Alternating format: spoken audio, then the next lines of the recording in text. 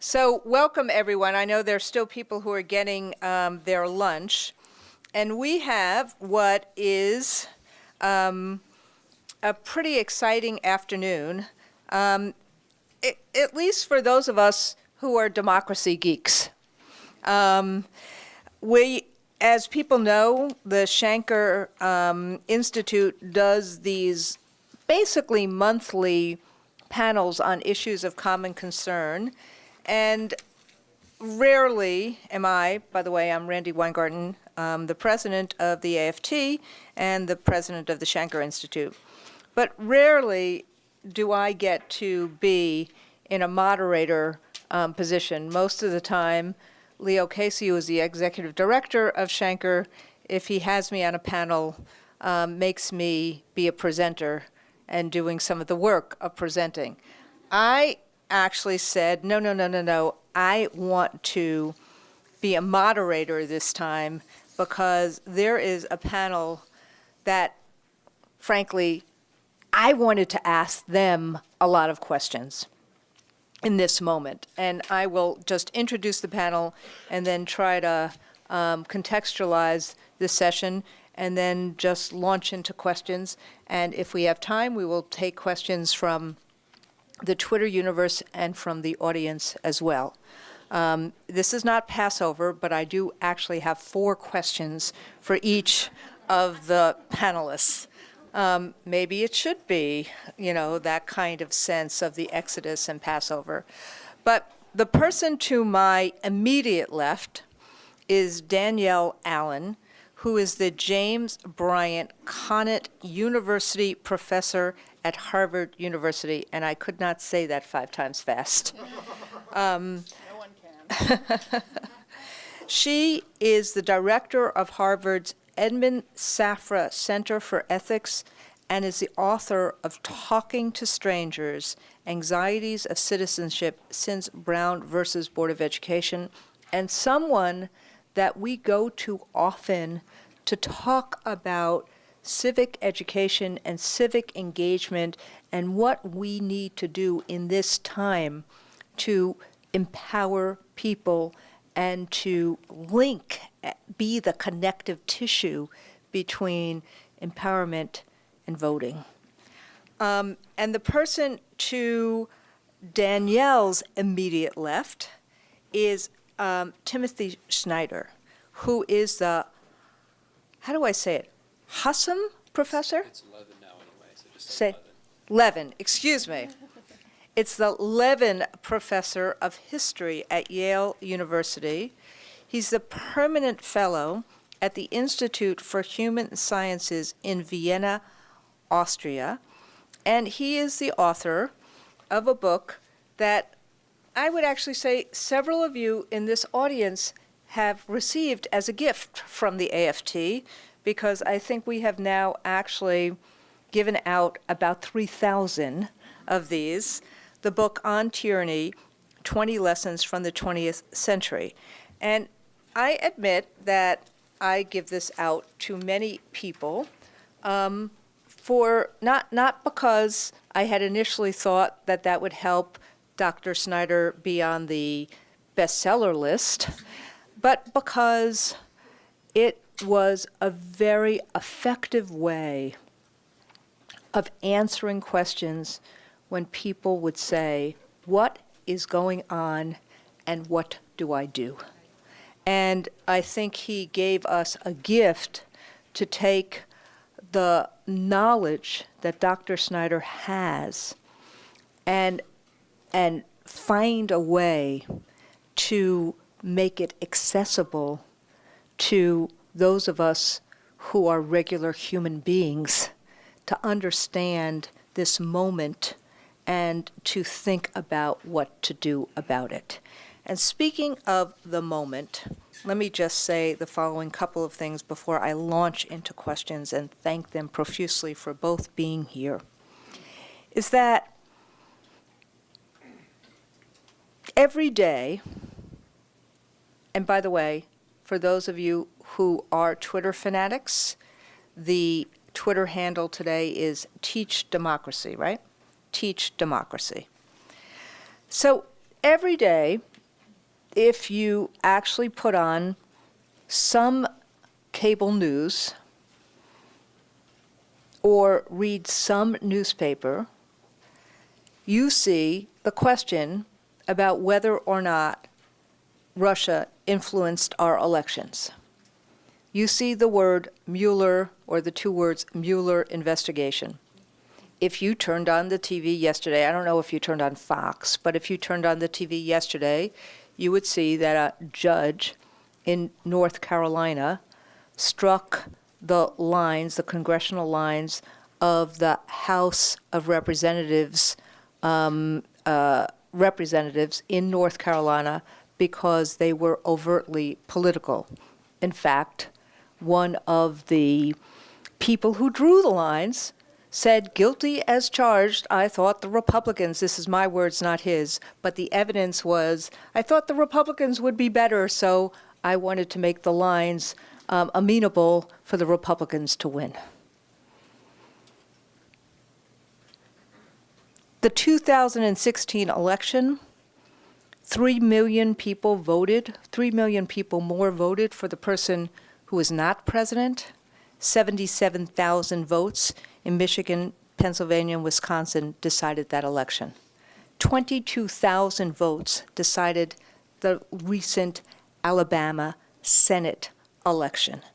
In Virginia, there is still legal proceedings over the House, the last House of Delegate seat, which will decide which party controls that chamber and therefore controls a lot of the legislation in Virginia.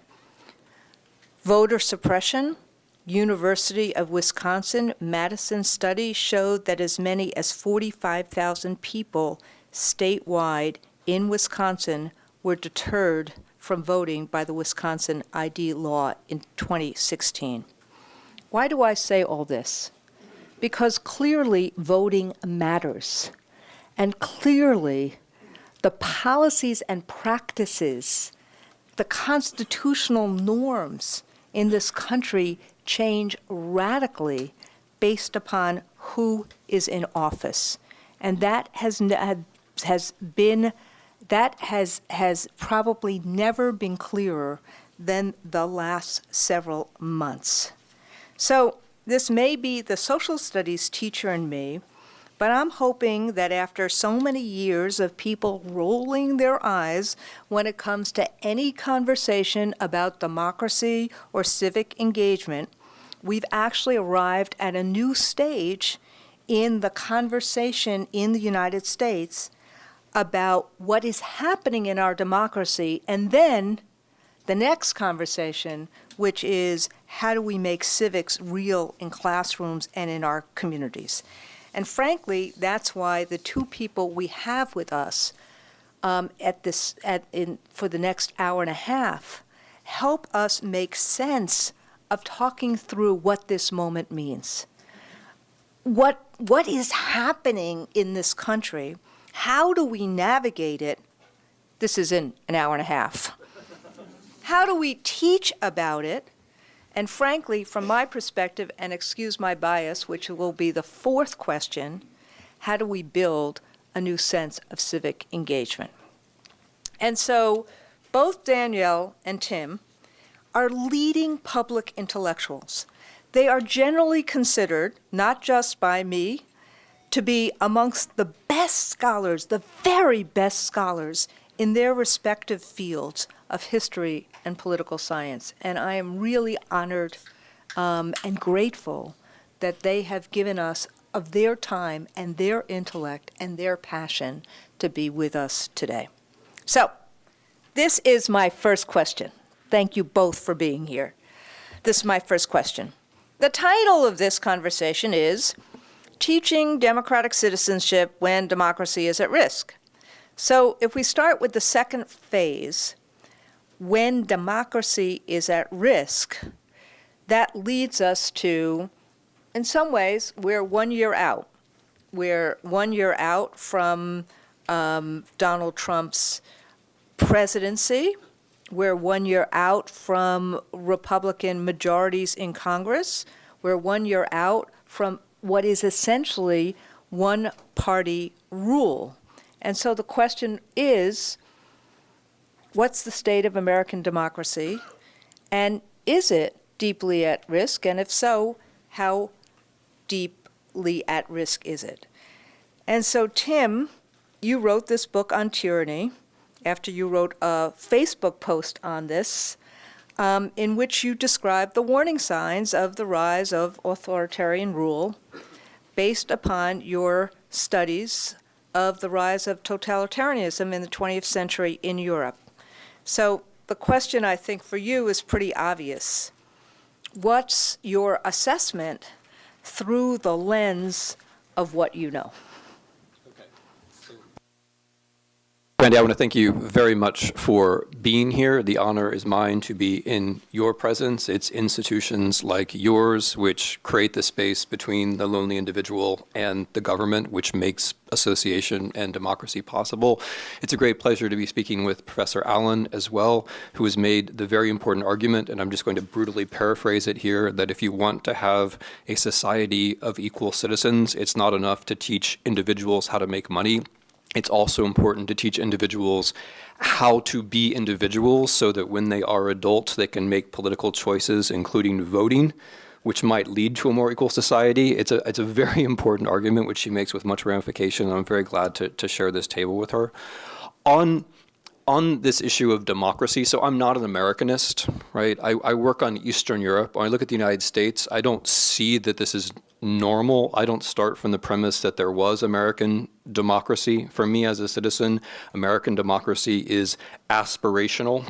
I mean, before we got to 2016, there were already significant ways in which the United States was not a democracy. I would say in the 2010s, even before the election, thanks to 2 Supreme Court decisions in 2010, 2013, we were actually moving away and not towards democracy, even before the election.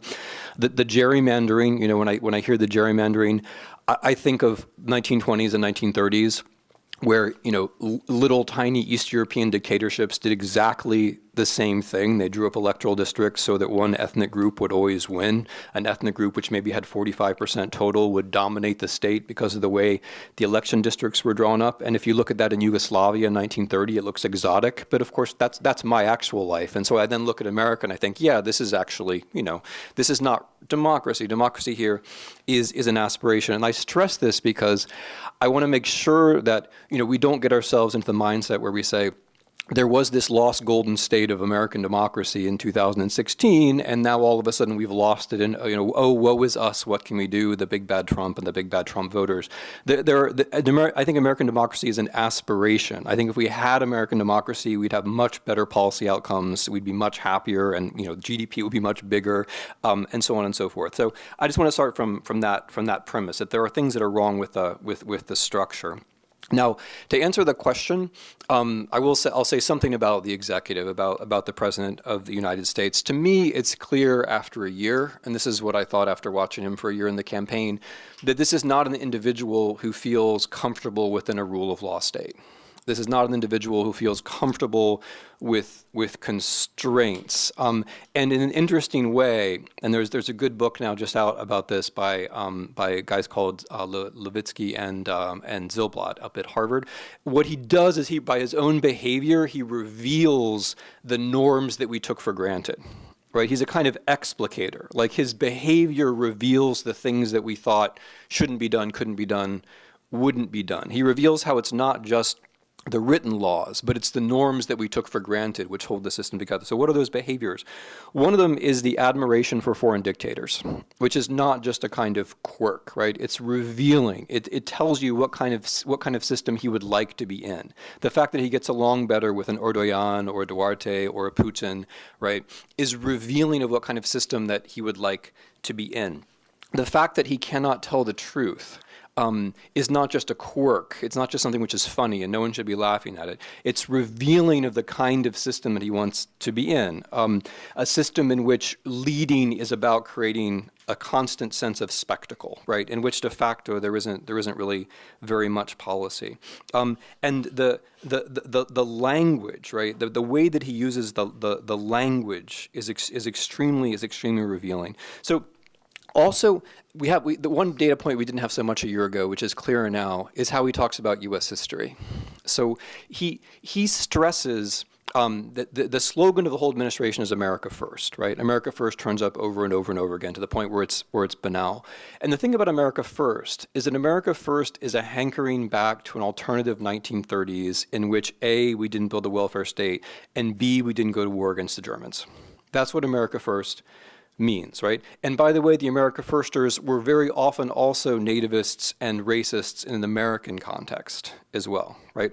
So America First doesn't mean putting America first. Like anybody who's in any, America First means we're actually losing in all of our trade negotiations, if you care about trade negotiations, because the strategy of negotiating where you just whine a lot and then you get to the foreign country's capital and you flatter them is not actually a good negotiation strategy, right? So we're getting killed in actual negotiation, just by the way. But what it means domestically is hearkening back to the 1930s. The data point we had less of was the hearkening back to the 1860s. I find it interesting that Mr. Trump and Mr. Kelly refer to the 1860s as a war which could have been avoided, right?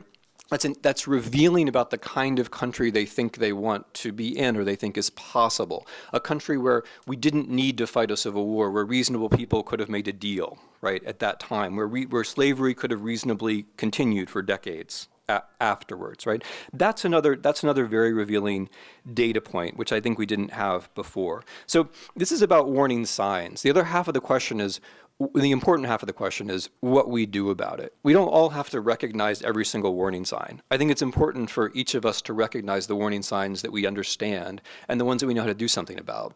And just pick something and do something about that. And some American groups have been pretty good. Lawyers, a lot of lawyers, not all of them, right? But a lot of lawyers have done surprisingly well, which is an example I'm fixated on because the lawyers completely went the wrong way in National Socialism in Germany in the 1930s, and that was extremely important to how things turned out. People marching have made a big difference. Little civil society groups have made a big difference. So it hasn't been great, but I would give us a B minus.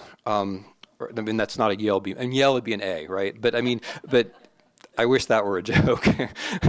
But I'd give us a B minus, right? So just to sum up, it's very important for us not to say like, we had this democracy and now, it's under threat. It's very important to say we started from an imperfect starting point. Trump is helping us to see a lot of the problems that were incipient in the system. And now, if you're going to be a citizen, you kind of have to pick one of those things and then just keep at it all the time. Thank you. And Danielle, I'm going to ask you the same questions. I should actually say either Professor Allen and Professor Snyder, but for this conversation, if they don't mind, and I hope you don't mind, I want your indulgence of saying Tim and Danielle, if that's okay. Someone just laughed. But it's basically... I vote for that. Thank you. I basically, so, as Tim said, Tim talked about Danielle's writings. If you read Danielle's columns in the Washington Post, if you are a teacher of civics, Danielle is required reading. What she did in terms of talking about Brown and looking through the lens of equity is required reading for any of us that actually teach K-12 in the United States. But so you too have actually looked at the underlying political developments, and you've actually looked at it, Tim has looked at it through the lens of what happened in Europe. You've looked at it through the lens of equity and through what has happened racially in the United States and elsewhere. So what do you think is this moment, and what are the kind of critical developments that you often talk about in those terms? Thank you, Randy. And like Tim, I'd just like to thank you for the chance of this conversation to be here with you and with all of your colleagues in this space. It's an important conversation.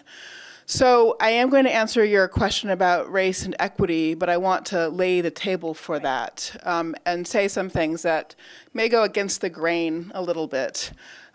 So I think we should spend a little less time thinking about Trump, in all honesty, and that we should spend more time thinking about the American people, who we are, what we need to be. And to underscore what I mean, let me say this. I want us to think about our institutions for a second. All the big buildings in Washington, the Capitol, the Supreme Court, the White House, et cetera, all the Capitol buildings in states and so forth. Those things constitute an asset, a huge body of property in many ways owned by all of us. We all have an ownership stake in them. But it's worth thinking more about what those institutions are, because the other thing that they are actually is a concrete form of knowledge, all right? So you had all these people in the 1700s and then over the course of the 1800s who tried to think about this question of how ordinary people, not aristocrats, men, yes, but nonetheless, the conception of ordinary people can do collective decision-making together. And they had some people, in Massachusetts who spent a lot of time practicing in town hall meetings, and they had people in other places practicing in other kinds of forms, and they learned stuff. They had actual knowledge about how to build institutions in order to check power and in order to distribute power in some kind of egalitarian way, egalitarian in contrast to what they knew from Europe. And they didn't write philosophical treatises. Okay, like Federalist Papers is great and exciting, but it's not a philosophical treatise. They didn't actually take the time to write an encyclopedia of everything they'd figured out.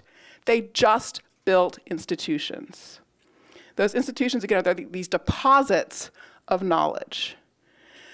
Now, the problem with storing knowledge that way is people lose sight of the fact that that's what those institutions are, actual treasuries of insight, wisdom, discovery.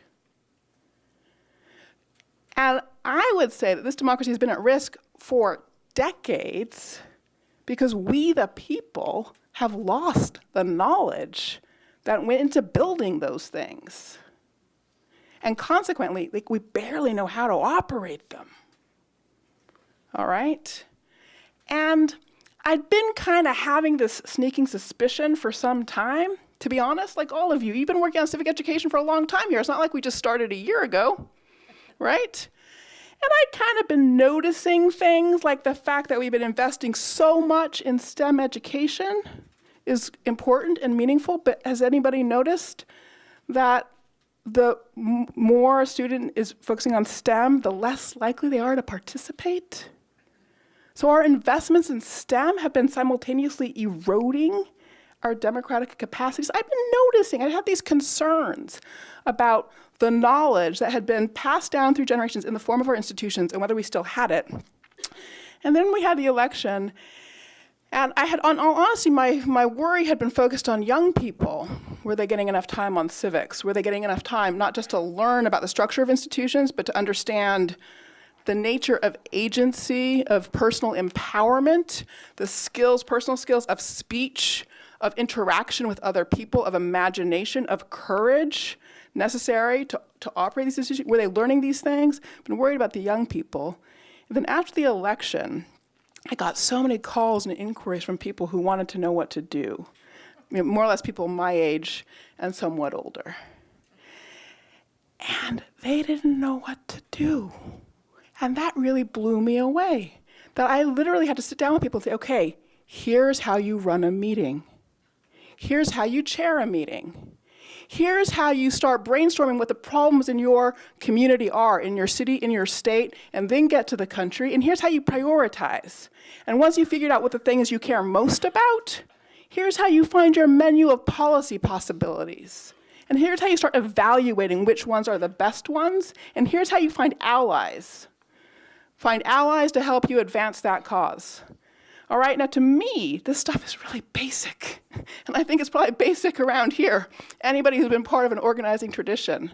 But that knowledge is almost gone, as best as I can tell, through most of our society. So really, my goodness, we just have such a big job to do recovering bodies of knowledge that once upon a time were deeply embedded in our culture. Now, how does this relate to issues of race and equity? I think we have a challenge that's specific to our own generation here. But it's still a knowledge and a skills challenge. This country has been plagued by racial injustice from the beginning. And we sit at a moment where very soon, no particular ethnic group will be in the majority in this country. And we've never known how to operate political systems where that's true. We've operated political systems for centuries based on the conception that somebody was in the majority and somebody was in the minority. And it's worked all the way through our concepts, the conceptual structures of our judicial system, everywhere. So the fact of the matter is, as we work towards building an equitable society, a multicultural society, we don't just have to recover bodies of knowledge that we've lost, we simultaneously need to innovate. All right, discover the solution to developing egalitarian institutions in multicultural context. So my metaphor for all of this is always that we have to rebuild the ship while we're trying to sail it. Okay, we have to learn how to sail the ship again and rebuild it at the same time. That's basically the challenge, I would say, that we currently face.